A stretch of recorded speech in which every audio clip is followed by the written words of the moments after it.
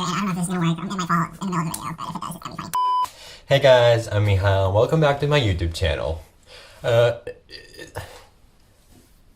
It's been a while. Okay, I don't even know how to start this. This is just gonna be like...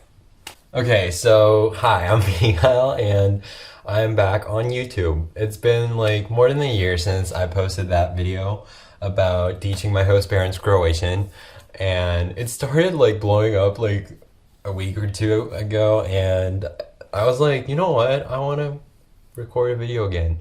So now I'm here and I'm restarting this channel and doing, I don't know what I'm doing. I just wanted to make a short update before I start doing random stuff because I don't really know what I'm going to be doing. I have several ideas, but yeah, we'll see where it goes.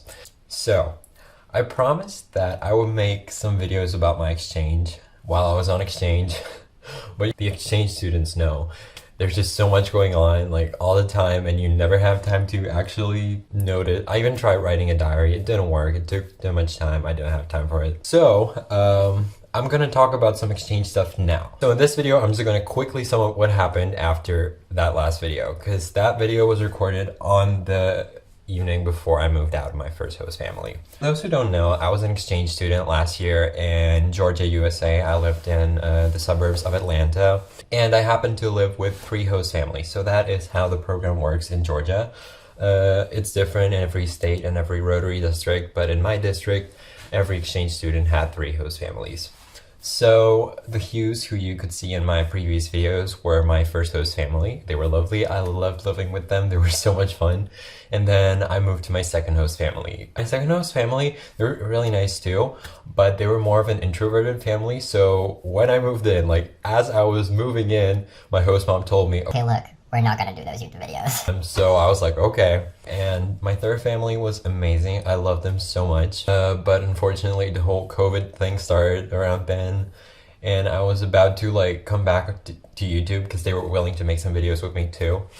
But then COVID happened and I had to go home and well, yeah. Apart from the first few months, which were basically me adapting and realizing that America is not exactly like it was in the movies, because that's what you could see in the previous videos. After that, I just started adapting, becoming less foreign. Because I was pretty foreign at first. Like we had those Spirit Week things, and I wore like Croatian stuff and stuff like that. I wouldn't do that now. That was so cringy. Oh my god. But later I kind of calmed down because like you start actually living your life there, like adapting to the culture that you're in. You're not... Hi, I'm an exchange student. I'm so special. So yeah, after some time you just start becoming more normal, I guess. So what I did at school, I think I talked about all the classes that I took at school. Maybe I didn't. I don't know. I'm just gonna repeat it once again. So I took English, Spanish, musical theater, forensics, maths, and acting. And I loved most of my classes.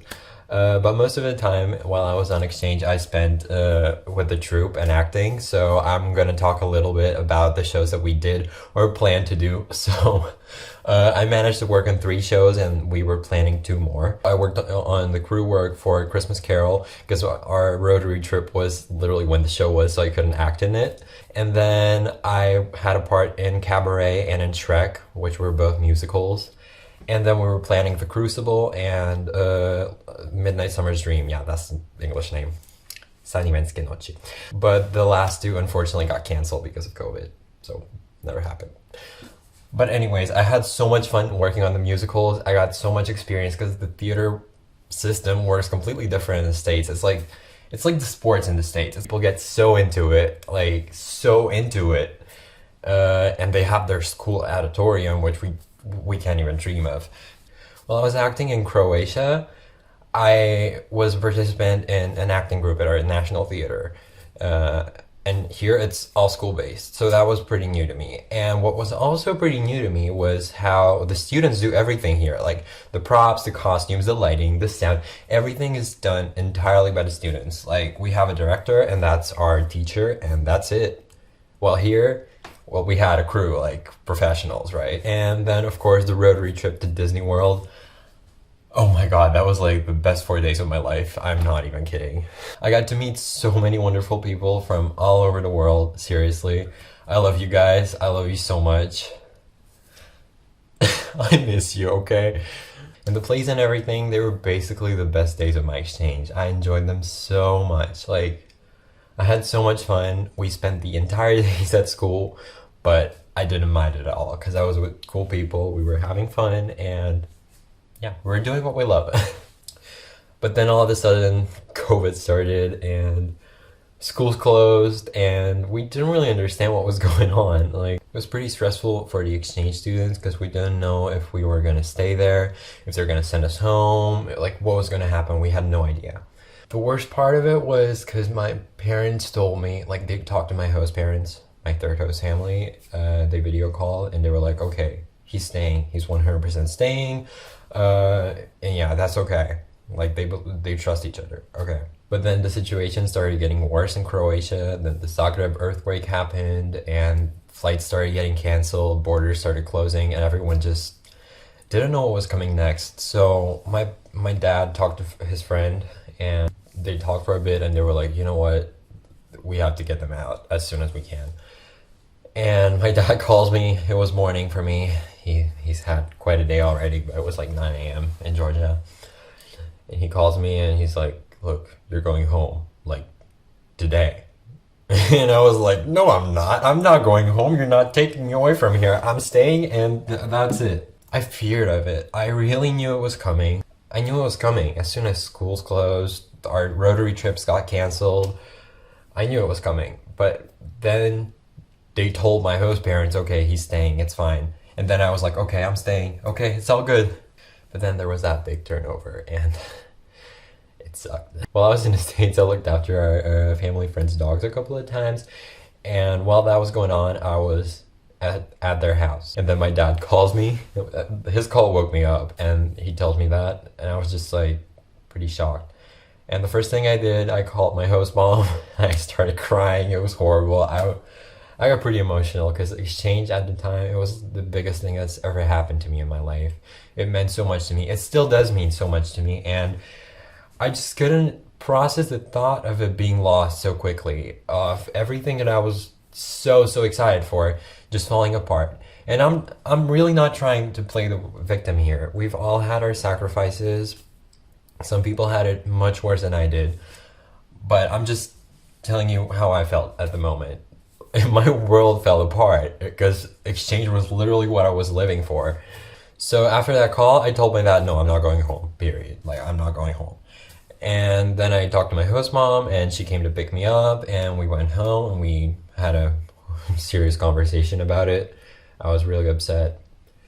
And then I wanted to call my dad myself and talk to him about it. Slowly started accepting that I have to go home. And that worked out fine. I asked him to give me a few days to pack and to say my final goodbyes and everything. He said, like, okay. But the next morning, my host mom woke me up and told me, Miha, look, you're going home today. And I was like, whoa. Like, I don't even know what to tell you. I don't know how to.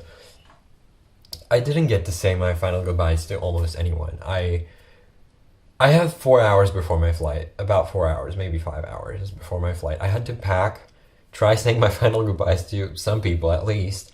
My point is, I had so little time to do everything that I had to do before I had to go home, and I just exploded. I couldn't bear with it.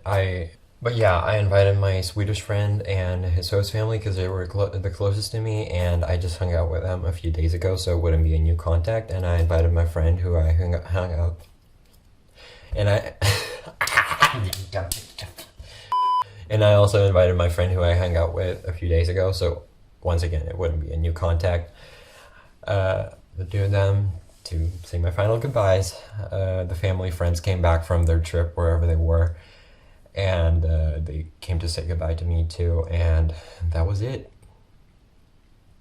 Then my host family was taking me to the airport, and I still wasn't over it. I had so much trouble accepting it, processing it, and I didn't know what to do. I didn't know what was happening. It was so much for me. It was so much. And yeah, I gave my final kisses and goodbyes to my host family. and started going through all the airport stuff. But actually, I must say my flight home was probably the smoothest flight that I've ever been on. Like, first of all, I didn't have anything I accidentally wasn't supposed to have on the airport security, because I always have an issue with that. I just sometimes bring chocolate milk on there by accident. I don't know. But yeah, apart from that, everything went as planned. Actually, I was flying through Paris, and all the planes to Paris got canceled except for mine. And that worked out. And then in Paris, I had a 4-hour break, and then I went to Zagreb. And you have no idea how depressing it was entering the Croatia Airlines plane and the lady saying "Dobar dan." I was like, no, seriously. And my flight to Paris was an overnight flight. I didn't sleep at all. I just couldn't sleep. I was processing it. I was thinking about everything that just happened, and I couldn't process it. And what made it both better and worse is that I was sitting with another exchange student who was going home. She was French, and she was my translator because I couldn't understand anything. Our flight attendant didn't really speak English, so... And then I got home, and everything felt so surreal. I don't know. It's really a feeling that I can't explain. But yeah, that was the short version of this story. There's so much more detail to it.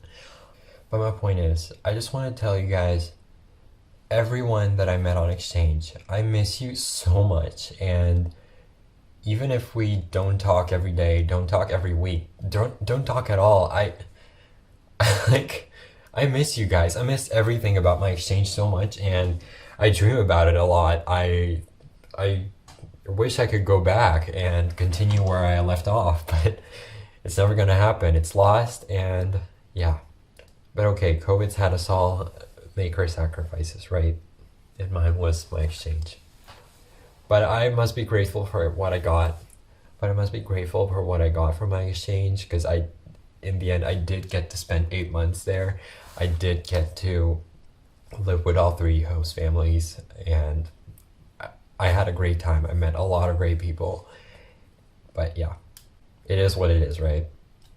So yeah, this is my exchange story. This is how it all ended.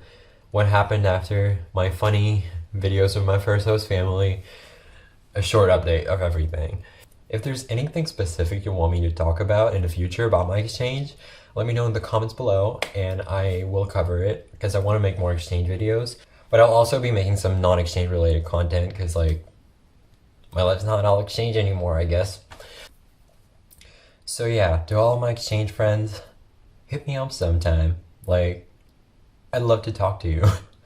I don't know, we can video call, I don't know, just let me know how you're doing, because I miss you. So yeah, that's it for now, I guess. There's not much else that I want to cover in this video. I'll be doing some other things soon. I might make like a life update video, even though this was this was an exchange update video, and I might make like a life update video on what's going on in my life after exchange. So if you want to see that, make sure to subscribe to my channel, and I'm gonna say it. So I'm a big Eurovision fan, and I might be making Eurovision reviews, so if you're into Eurovision, follow me, because I'll be doing that probably, maybe, I don't know, if I have time for it.